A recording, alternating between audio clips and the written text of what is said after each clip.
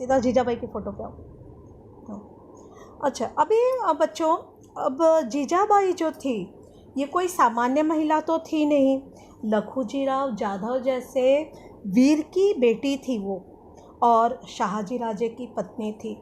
इसके बाद भी वो मतलब जैसे उनके अंदर स्वराज्य का, उनके अंदर ये एक जिद बहुत बड़ी थी कि उन्होंने ये देखा था कि उनके पिता भी आदिल शाह और इनके ऊपर निजाम शाह की नौकरी कर रहे हैं, उनका पति भी उन नौकरी कर रहा है, और मतलब हम मेहनत कर रहे हैं, सब कुछ कर रहे हैं, और अपने ही लोग मर रहे हैं, अपने लोगों के खिलाफ वो नौकरी कर रहे हैं, उनसे ही लड़ाई लड़ रहे हैं, उनका खून जा रहा है। तो बचपन से ही उनके अंदर ये था कि नहीं, हम दूसरे की नौकरी नहीं करेंगे और हम अपना खुद का राज्य बनाएंगे जो स्वराज्य होगा। और यही चाह उन्होंने बचपन से शिवाजी के अंदर डाली। बचपन से उन्होंने ये कहा कि नहीं, हमें दूसरे की चाकरी नहीं करनी है, हमें अपना खुद का राज्य बनाना है, हमें स्वराज्य निर्माण करना है। अब होता क्या था, मावल में जो लोग रहते थे वो बड़े ही ईमानदार होते थे, बड़े ही परिश्रमी होते थे, जीवटता थी, मतलब कोई भी काम उनको करना है तो ऐसे जी जान लड़ा के करते थे वो।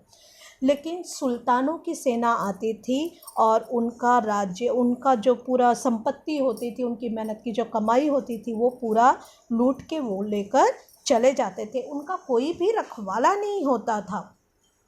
तो जीजाबाई ने शिवाजी को ये सिखाना शुरू किया कि बेटा देखो, जो भोसले हैं, भोसले मतलब शाहजी भोसले, उसमें भोसले हैं, ये श्री रामचंद्र उनके पूर्वज हैं, और जाधव मतलब जीजाबाई ये कृष्ण जी की पूर्वज हैं। मतलब दोनों घराने अच्छे हैं, राम और कृष्ण के घरानों से आए हैं।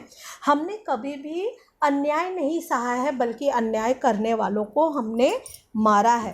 तो तुम तो इन दोनों की संतान हो, तो तुम्हें भी जैसे राम ने रावण को मारा, कृष्ण ने कंस को मारा, उसी तरह से इन दुष्टों का नाश तुम्हें भी करना है।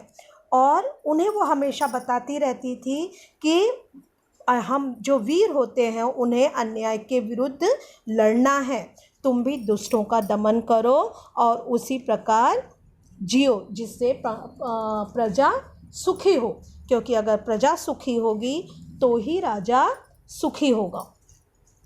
शिवाजी महाराज के मन में ये सारी बातें बहुत ही अंदर तक घुस गई, और फिर पुणे में जीजाबाई के मार्गदर्शन में शिवाजी महाराज ने नया शासन शुरू किया।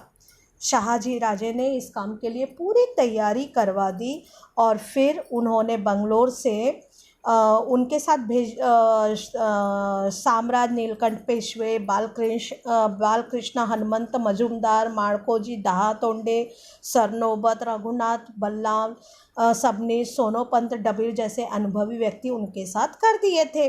और सबके सब ये जो लोग थे ये स्वतंत्र अधिकारी थे। शाहजी राजे ने इन अधिकारियों को पुणे इसलिए भेजा था कि शिवाजी महाराज अपनी जागीर का प्रशासन अच्छी तरह से चलाए और प्रजा के सुख दुख को ध्यान दे। शिवाजी ने वैसा ही किया, और देखते ही देखते शिवाजी महाराज स्वराज्य का, मतलब उनके कामों से ऐसा लग रहा था कि अब स्वराज्य का सूर्योदय होने ही वाला है। अच्छा, ये सब करने में शिवाजी महाराज की उम्र को देखते हुए जीजा माता को लगा कि अब मेरा शिवबा जो है, जीजा माता शिवाजी महाराज को प्यार से शिवबा बुलाती थी, उन्हें ये लगा कि मेरा शिवबा अब बड़ा हो गया है और अब उसकी शादी मुझे करनी है।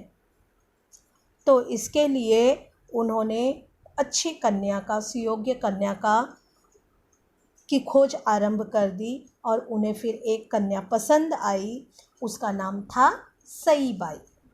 ये नाइक और निम्बालकर घराने की थी।